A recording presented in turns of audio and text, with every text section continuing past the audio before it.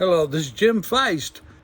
What I want to talk about today is looking back a little bit at last week's games and how we could look at this week's games. We could easily overreact to what we saw last week, and that would be a mistake. And the reason I say that is preseason doesn't matter much anymore. They don't play their starters. You don't see very many quarterbacks spending a lot of time on the field. They're not getting a lot of snaps. There's not a lot of practices in pads, et cetera, et cetera. So really, the first week of the NFL is like the fourth week of preseason with pads, with actually hitting, et cetera, et cetera. Look at the San Francisco Bears game. Played in bad conditions. You can't play in worse conditions than that. What can you tell from it? You can't. I can't. So now this week, the 49ers are at home. They're a big favorite. The Bears are on the road. They're a big dog. What do we know about these two teams? A little bit, yes. There's some injuries. There's some banged up players, yes. But I don't know that much about either one of them as far as, Trey Lance, how much has he played in the NFL? How much has he played even in college? We don't know that much about him. Fields coming out of Ohio State. What do we know about him? So we're guessing. Take a look at the Browns and the Panthers and how that game played out. And now the Browns are home and they're a big favorite. This isn't the type of team that I personally like to lay a lot of points with, but look at who they're playing. The Jets.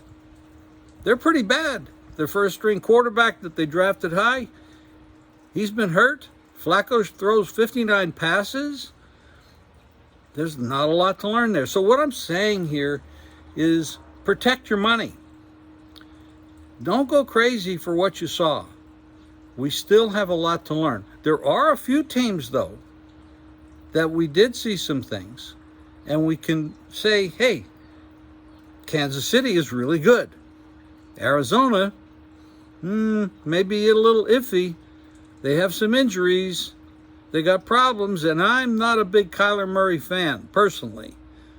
I'm sure he's a nice guy. He's got a lot of money now. He's got a big contract. But, again, even their coach. Talk about coaches.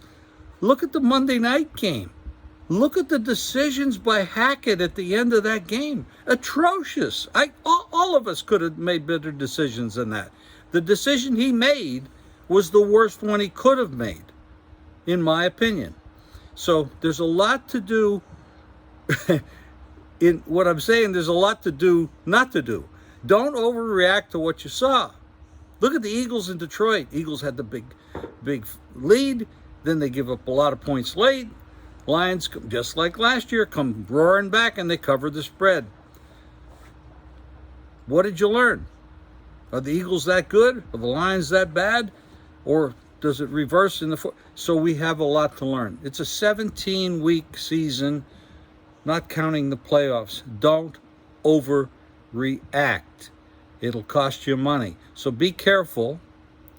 Look at the totals. As these teams get more efficient, efficiency is the word here, as they become more efficient offensively, they're going to start scoring more points. Now, the odds makers know that too, so they're going to make adjustments.